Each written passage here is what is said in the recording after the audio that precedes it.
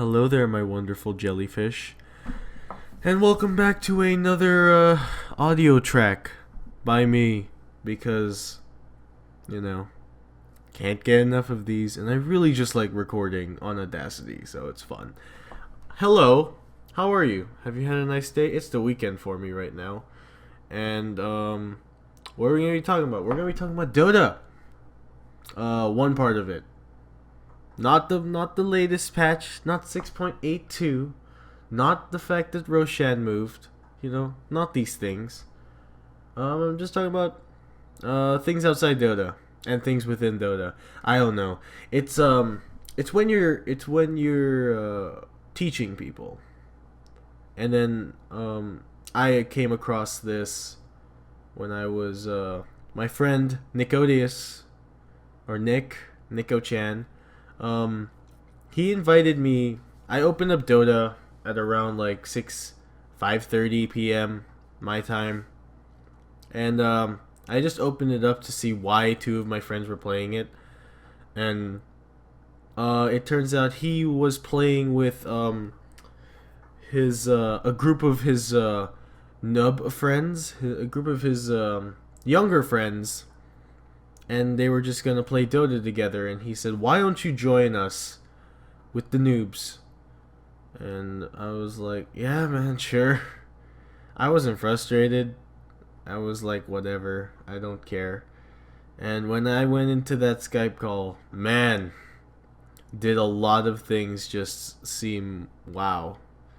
A lot of things where it's like, dude, Invoker has so many skills, and is Razor good? I want to try Razor. Like, oh man, that level of dialogue exists. It still exists, and I got to experience it again. God, oh man, oh God.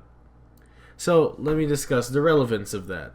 I played with these people. We played in a normal bot game. I just kind of dicked around. I was Pudge. I went 33-4. I didn't care. I was just experimenting with a flesh heap most of the time. I thought we were gonna lose, but then when Pudge just gets so freaking fat that okay. So I had like 6,000 health at the end of the game, and I just they couldn't kill me. So I was pretty happy that my experiment worked, but.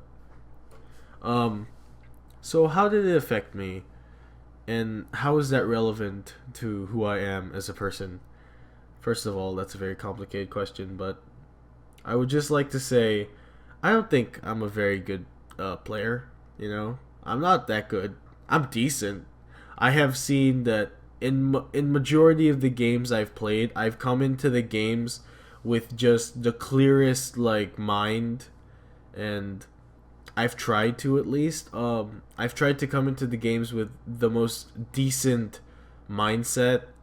I was always open to any order or whatever. I was always open to any action we did. I never tried to be the better person. I always tried to be, the follower, because I'm not an initiator. I don't like leading people. If I have to play initiator, if I have to be like Batrider or something, I will. Like if someone just gives me an order like initiate, and I'll be like fine. But I don't know. So how does that relate entirely? It made me realize that I've always tried to be, at least, very modest with my skills in most games. Like I would always say I'm not that good. I mean, I'm decent. That's what I would always say. I'm decent because I try to be. I try to perform relatively well every game. I always try not to feed, but when I do, there should be a valid reason, like I'm assisting or whatever, and I always try that. And I'd like to think that I'm a decent player. I'm up there. My skill is definitely there, but I don't like to say it is. I don't know. It just goes against who I am to brag about stuff like that. But when it's just individual skill, I do not like talking about it as much. So that's just a thing. Um, I just wanted to talk about how teaching other people, you know, you have to really you have to teach them the basics with the clearest and the most humble of approaches. I'm a firm believer of just putting a person into an environment where they feel comfortable, and just constantly instructing them over and over. Um, I'm not of the mindset that you have to throw people in and watch them suffer. That mindset, I'm not into that. And obviously, these kids, if they do continue to play Dota, that's cool. Like, if they want me to play a game with them, I'll have to man up and say, yeah, sure. If I do have time or if I'm up for it, like, I'll be honest with them. But um, I just really don't like the flame style of teaching. I don't like thinking I'm better than people. I feel like I can compare myself to Fear in the way he said he handles teaching people, because he in the interview of Free to Play, he said he never thought of himself as better than people, right? He always wanted people to succeed properly, and like I want to do that with people. And if they're interested in the game that I enjoy, like I have to be as supportive as possible. And Nick described it to the kids when we were playing with them. He said he said Josh was just he's the one that flames the least, if not any, in the game. He said that I don't like flaming at all, which I really don't. I don't like being negative in games because I feel it causes distraction and anxiety and doubts. I don't like any of that. I don't. I also, I really just like a positive environment for games. Um, so I always try to win, but whenever we lose, it's just whatever at this point. It's Dota. Um, it's just a game to me. It's Man, it sucks. It sucks when you lose. When you lose that perfect game, right? When something happens or someone throws or maybe you mess up, you just lose that game, right? That happened to me a lot.